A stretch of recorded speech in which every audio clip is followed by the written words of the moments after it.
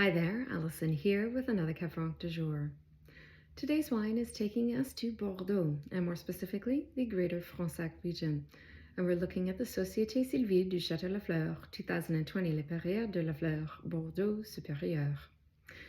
Pomerol Château Lafleur is widely considered one of the top estates in this tiny appellation, often mentioned alongside the likes of Château Petrus and Le Pin.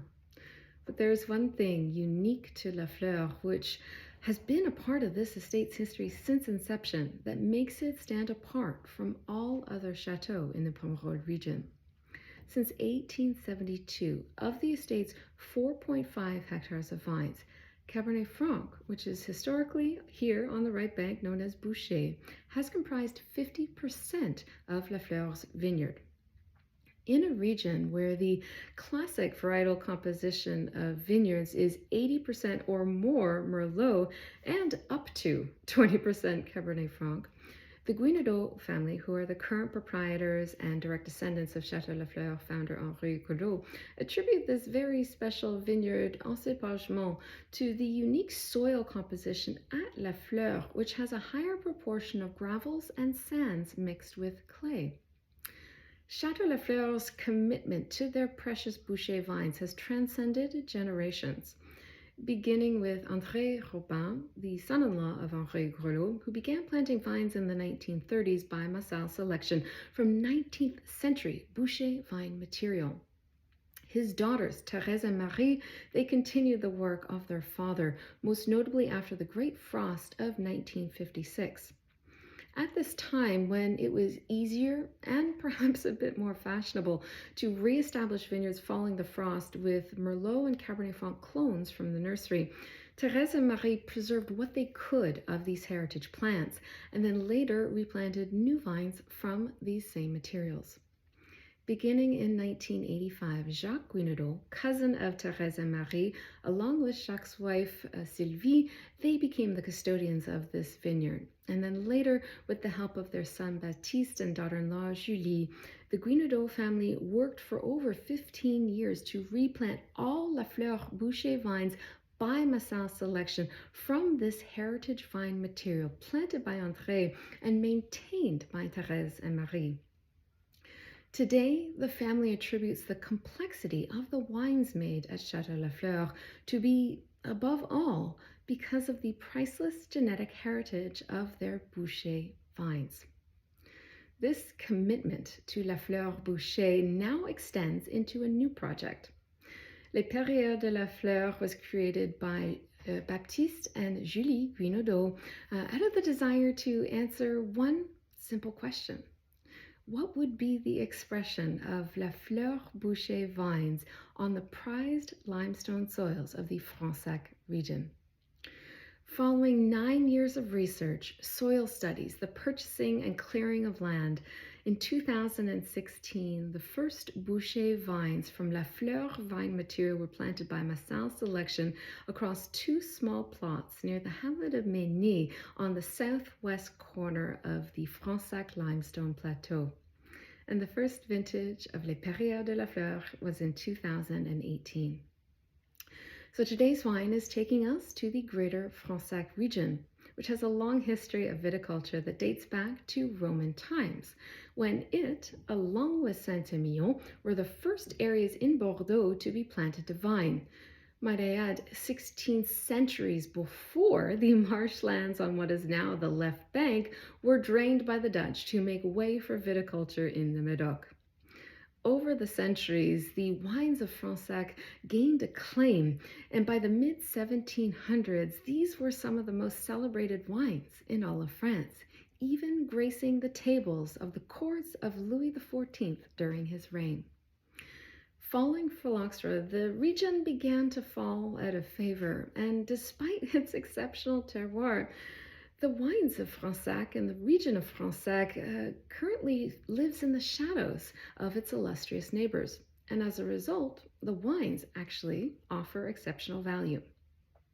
So the region of Greater Fronsac is situated at the confluence of the Dordogne and Isle rivers. We're about 11 kilometers northwest of the village of St-Emilion, about 23 kilometers northeast of the city of Bordeaux, and the region of Pomerol is about 6 kilometers to the east. And while the region of Pomerol is technically closer to Fronsac, the region actually has more in common with Saint-Emilion, particularly from a terroir perspective, but there's a few key differences here, of course. Firstly, the region is about 1/5 the size of Saint-Emilion, and because of its positioning along the winding Dordogne River, the region of Fronsac is actually a little bit cooler, climatically speaking. And secondly, there's actually no alluvial soils in Fronsac. Rather, the terroir here is dominated by two types of limestone. And these limestone are the same limestone that we find in Saint-Emilion. So the area here is comprised of a series of hillocks or plateaus of limestone that are known as terres de Fronsac. And these terres are at elevations of around 50 to 80 meters above sea level, with the highest one being at about 88 meters above sea level. And these terres or plateaus are sitting on a bedrock of calcaire à asterie. And this is the same calcaire à asterie that makes up the plateau in Saint-Emilion. In terms of topsoil on the terres at the top of these plateaux, we generally find more shallow topsoil, and the topsoil is like a silty clay texture. Now, descending from the terres, we have elevations of 30 to 50 meters above sea level. This is where we find the steep slopes of Molasse de Fronsadais. This is a softer limestone, and this limestone makes up the underlying bedrock of the higher slopes in the Fronsac region. And this is the same limestone that we find on the higher slopes in Saint-Emilion. In terms of topsoil on the higher slopes, the topsoils tend to be deeper, and we will find a mix of textures, but we generally find silty clay, more clay-dominated soils, and then there's the odd pocket that has a little bit more sand content in it as well. Now, looking at the vineyard selection, the parcels, the fruit selection for the 2020 vintage of Les Perrières de Lafleur, this is coming from 3.6 hectares of vines, of which 1.91 are Bouchet. And the Bouchet vines are planted across two separate lieux-dits around the hamlet of Mény, which is in the commune of Villegouge, and we're less than 200 meters from the border of the commune of Saint-Germain-la-Rivière.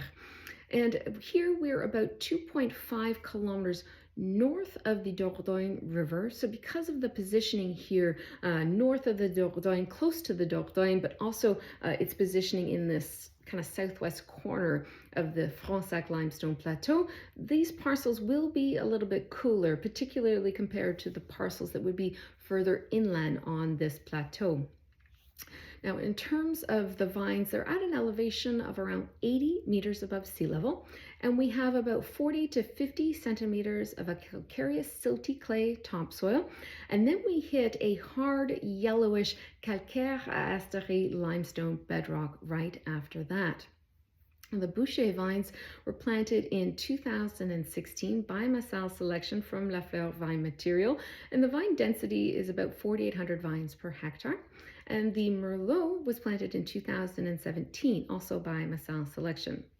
It's worth noting that while the current vineyard here, the total vines are 3.6 hectares, there are 2 additional hectares that have yet to come into production and will eventually come into production following a fallow period and a period of soil regeneration.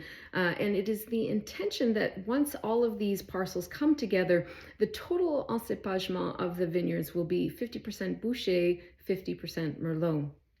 It's also important to note that the careful work in the vineyard, the attention to detail in the vineyard is carried out by the exact same team and to the exact standards as Château Lafleur.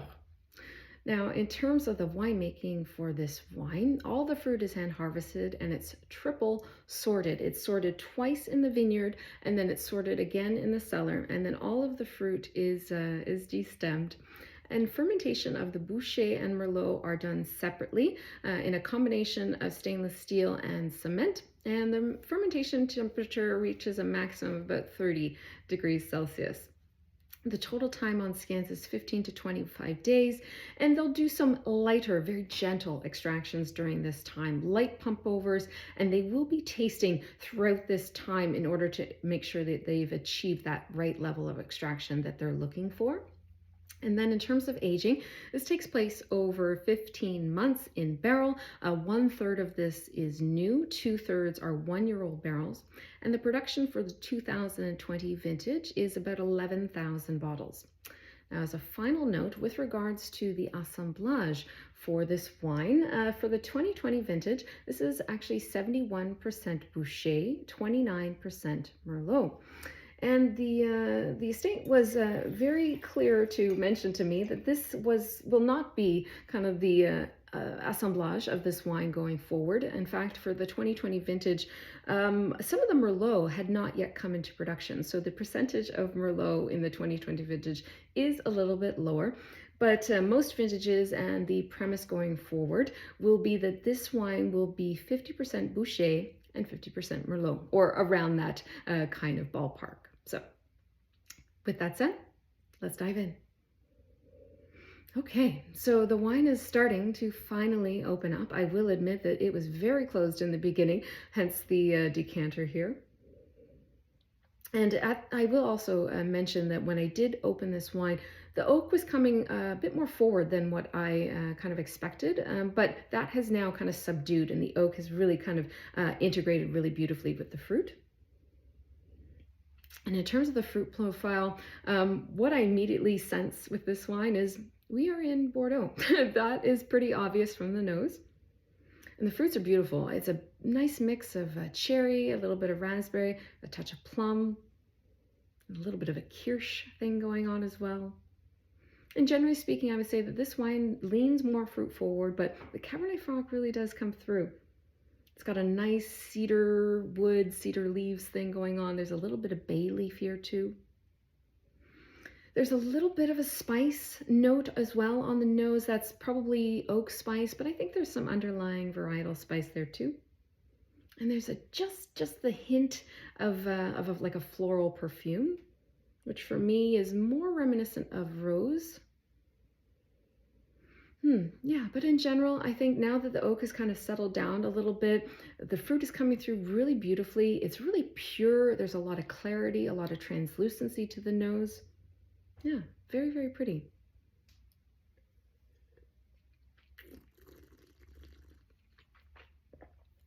On the palate, the purity of those fruits come through so beautifully.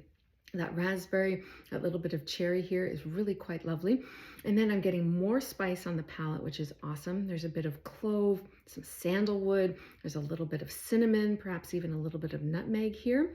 Those herbals come through really nicely. That floral rose petal actually comes through a little bit more pronounced on the palate, which is really nice.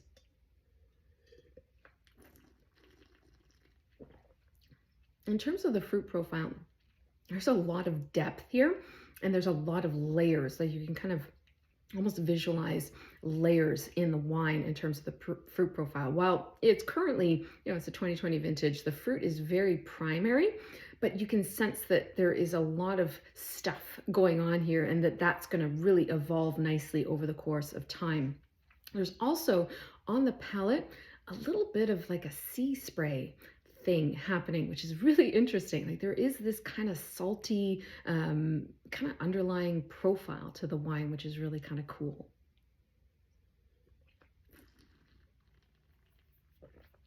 The acidity is fantastic. It's bright, it's lively, it's persistent, and I literally feel the acidity at like every single point on the palate, like right from front, cheeks, back. It's there all the way through the palate experience on the wine.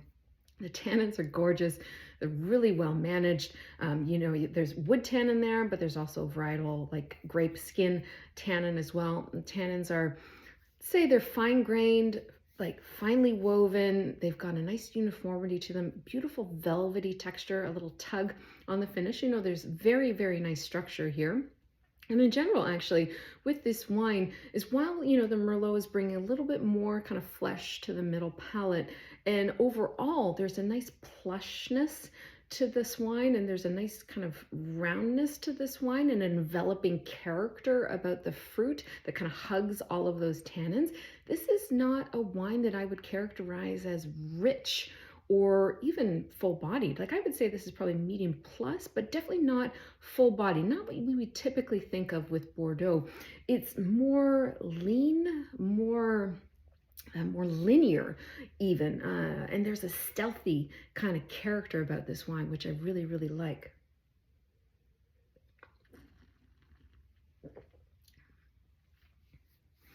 Yeah, it's precise, it's regal, but it's very finesse driven. There's a lot of restraint here, particularly now that kind of some of that oak is kind of integrated nicely with the fruit. There's a ton of finesse and sophistication about this wine, and it's really, really quite elegant, actually. And I think, given how this wine is kind of changed with some oxygen and how that oak has integrated with the wine, I think this is going to age really, really beautifully, and that oak is going to have no problem integrating with the fruit and with the flesh and that concentration that this wine has.